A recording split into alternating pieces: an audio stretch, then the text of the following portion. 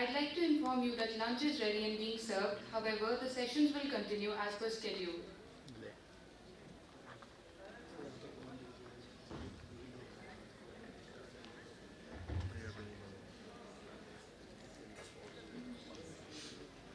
Ladies and gentlemen, distinguished guests, doctors and esteemed colleagues, good afternoon. In this session, we have the privilege of hearing from esteemed speakers who will share their expertise, research and experiences. But before we proceed, please allow us to introduce ourselves. I'm Univa Gulzar and I'm Rabia Malik, students from batch 2020, Government Medical College in Lucknow. It is an honor to be your host for this session. With such an exceptional lineup of speakers and chairpersons, I have no doubt that these sessions will be both enlightening and engaging. So sit back, relax and prepare to be inspired. Let us delve into the world of pediatric medicine and together shape a brighter future for our young patients. As we embark on this incredible journey together, let's remember our shared goal: to provide the best possible care for our young patients, to advance the field of pediatric medicine, and to create a healthier and brighter future for the generations to come.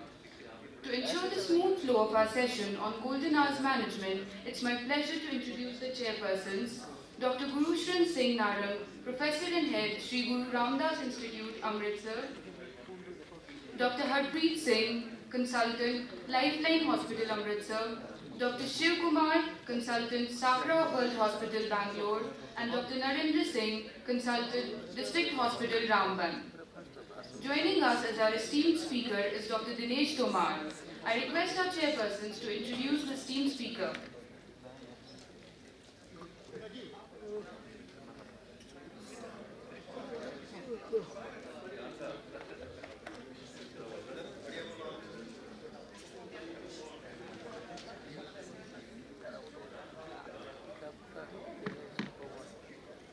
Good afternoon, everyone.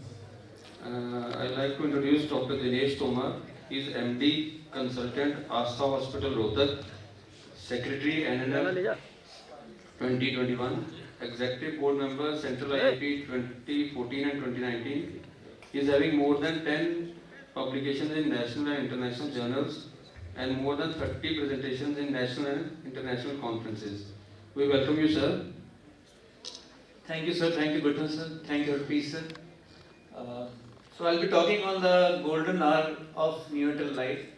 Well, the golden hour tells us the 60 minutes after the birth of a neonate, and they are the most crucial time when the teams who are handling the newborn, what they do, how they manage the newborn has an impact on the long-term survival and the immediate morbidity and mortality of the newborn.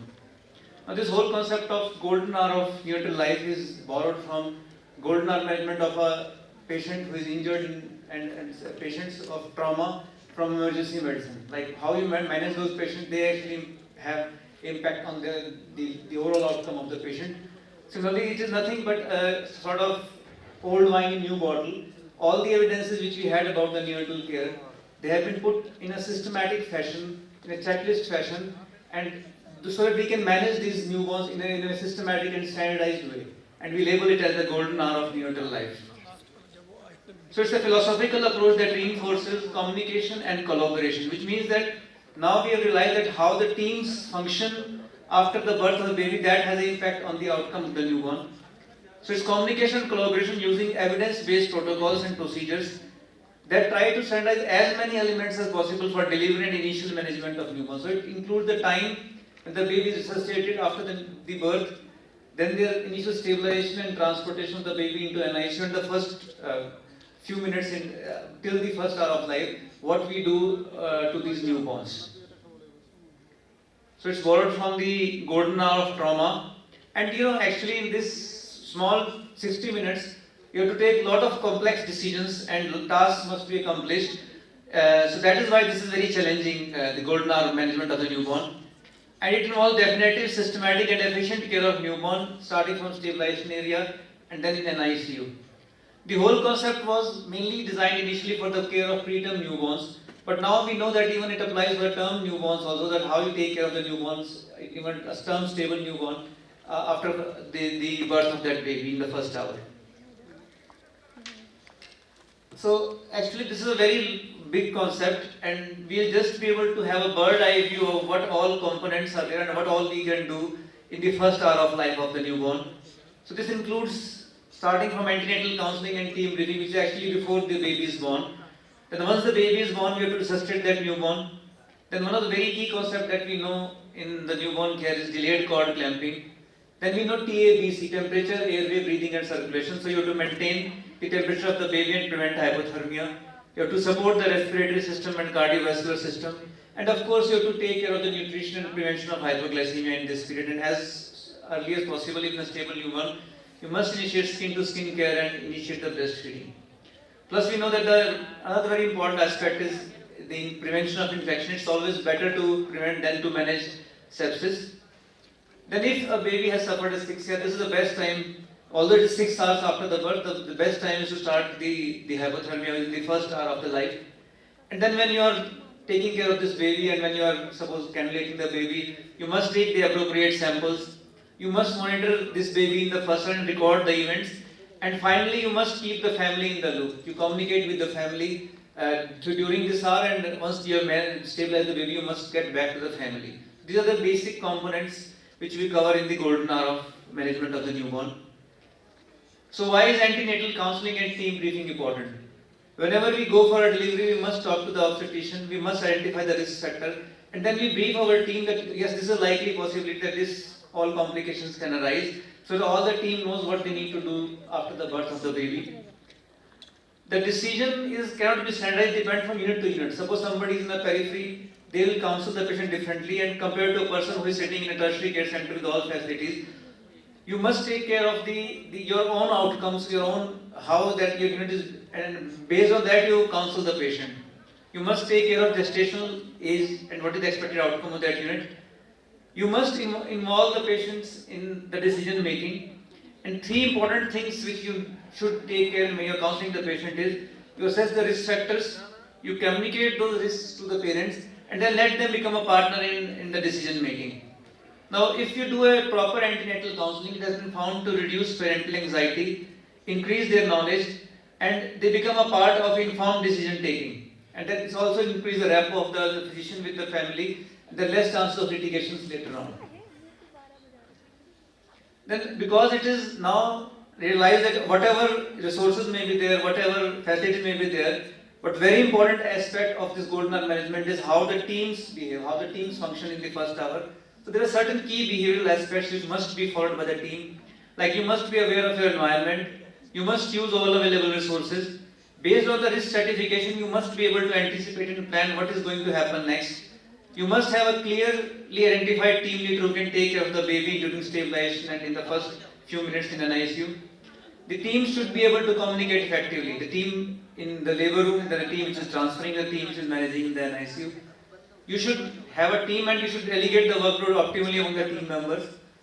During this management, you must allocate your attention wisely, use all available resources, call for help and maintain professional behavior. There are a few key behavioral skills which are needed by the team who is managing the baby in the first golden hour. So starting from the birth of the baby, the most important thing is you must be able to revive that baby and do the neonatal resuscitation. This is actually, if somebody wants to learn, you must have a person in the team who knows all these steps of advanced resuscitation. Plus there are other people who know something about resuscitation. There is one member who can intubate the baby, who can cannulate the baby, all these advanced steps, one person should be there in your team who can do all the steps of resuscitation. And if the team should have at least undergone the NRP training which we are doing regularly through NNF, so they must have gone through this NRP training so they can do effective neonatal resuscitation. Another very important concept which is involved in last 1 decade is that you delay the cord clamping. Any cord clamping beyond 30 seconds is delayed cord clamping, and if you preferably say it should be done in between 1 to 3 minutes. The amount of transfer of blood in this small duration of 1 minute or more is about 50 to 60 ml. So it's like a double volume blood transfusion. So it has been found that if you are able to delay the cord clamping by at least 1 minute, it leads to better iron store, fewer transfusions, less chances of IVH, less NEC. And looking at this now, there is another concept which is evolving, and maybe this may become standard of care in the coming time, that is intact cord resuscitation. You don't cut the cord and you try to have the equipments which are under development, keep the baby next to the mother and try to resuscitate and at least give 1 minute before clamping the cord. But that's a concept in evolution. Next key concept that you know is to prevent the hypothermia. Hypothermia, we know that when we say it's a core temperature less than 36.5 degrees centigrade, and we know that after term and preterm, the preterms they are physiologically more prone to develop hypothermia because they have less skin fat, they have larger surface areas, and the dangers are very imminent. Although sometimes it is sinister which is standing next to the baby. When you are managing a baby, the temperature falls and it complicates the baby. With the sepsis and these other things, the complication become much more. Even by 1 degree fall in temperature, it has been found that especially in preterm and ELBW babies, the mortality increases by 28%. Now we think that how much hypothermia may be there. Now there was a study which has been done in Lady Hardy by Dr. Vikram. From movement of baby from labor room to NICU, there was a hypothermia to the degree of 85%. So you can think of a baby who is being transferred from periphery to a center in the city. So the rates vary across the country and the rates are very high, varying from 31 to 78%. So we should be aware of the mechanism of heat losses like evaporation, other methods of the heat loss should be aware to the team, conduction, convection, radiation, and you should try to prevent all those the heat losses in the baby. At the same time, you must try to avoid temperature more than 37.5 degrees. So what you should do, the basic key things which you can do in first hour is, you should maintain the delivery room temperature to 26 to 28 degree. You must use pre-warmed linens. You must switch on the warmer at least half an hour before the delivery. Eliminate drafts. Use warm humidified gases. In stable babies, try to maintain skin to skin contact. In babies less than 32 weeks, use plastic wraps and thermal mattresses for maintaining the temperature. And use proper transport incubator if the baby needs to be transported in this first golden hour.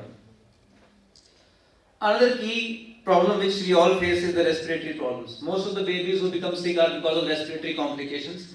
So there are few things which you must know about the respiratory support in these babies. We know now that the standard of care is room air resuscitation. At least for all those babies who are more than 35 weeks. For lesser gestation babies, you can use between 21 to 30% of oxygen. Another thing which is utilized is NRP is the use of pulse oximeter. Because we used to think that baby is looking blue, you must give oxygen. No. If you look at the chart on the right side, it shows that at the end of first minute, the saturation of the baby is just 60 to 65%. It gradually rises up to 10 minutes to 85 to 90%. So just looking at baby looking blue, you should not use oxygen. You must use the minute saturation titrate by using pulse oximeter. Again, the goal of oxygen therapy should be to use oxygen as a drug and use only if the minute saturation is less than what is expected of that baby. Another change which has occurred in the management is the management of meconium stained liquor babies. Now we just do the oral suctioning by large bore catheter and we don't do any more intratracheal suctioning and manage them like any other newborn. And sometimes in the labor room or in the initial first hour you may need to intubate the baby. You must be aware of the indications. It is if either the resuscitation is getting ineffective or it is getting prolonged, or if you have a baby who is born with diaphragmatic hernia. These are few indications where you need to intubate the baby in the first hour of the life. Sometimes you may need to do rescue surfactant therapy. Even there you may need to intubate the baby in the first hour. Sometimes we know that baby may develop pneumothorax. So teams must be aware of how to identify the pneumothorax and manage it. And the aim of this early respiratory therapy should be to maintain the functional residual capacity and give a gentle ventilation of tidal volume 4 to 6 ml per kg. The other things about respiratory support in the golden hour is the use of delivery room CPAP. Now you know it's much more important compared to surfactant. If you can give delivery room CPAP, you can maintain the functional residual capacity, and many of these babies they can just come out of using CPAP only. And during the management of the baby, you must use blended, heated and humidified oxygen. You must, wherever available, use TPs for resuscitation because you can set the PIP and PEEP in these babies. And instead of using prophylactic surfactant, we have now moved to early rescue surfactant. The ventilation strategy should be gentle, avoid both hypoxia and hypoxia, maintain proper humidification. And if you have intubated the baby, try to early extubate this baby because you know the danger of barotrauma by using the intubation. And of course, we are promoting now more and more non-invasive modes like CPAP and NIMB. The initial settings PIP should be for 20 to 25, PEEP should be kept at 5, FiO2 in terms should be 21%, and for younger babies it should be 21-30%. When do we say that we have done a successful PPV? When the heart rate is rising and the baby has started breathing and the baby is having gentle rise of chest, then we can say that we are doing successful PPV. If the PPV is ineffective, before we move on to chest compression, we must use ventilation corrective steps, which you know by the acronym MR-SOPA. Also, sometimes you may have features of airway obstruction during this time, and you must look for secretions and congenital anomalies like peri-Robin sequence and binatal coronal atresia. And you must be aware of the clinical course of respiratory distress. Like we know that if the baby is TTNB, the baby will become well in next 4 to 6 hours. If the baby is small and having the features of HMD, we need to give ventilation and we need to give the surfactant. So clinical course, if a baby is born out of the meconium strain like we know that this is MAS has developed. So we must know the clinical course to manage these babies in the first hour. And cardiovascular support is, of course, the goal is to have normal perfusion, normal heart rate and blood pressure. And when we resuscitate the baby, you know the heart rate, the first parameter to improve after resuscitation.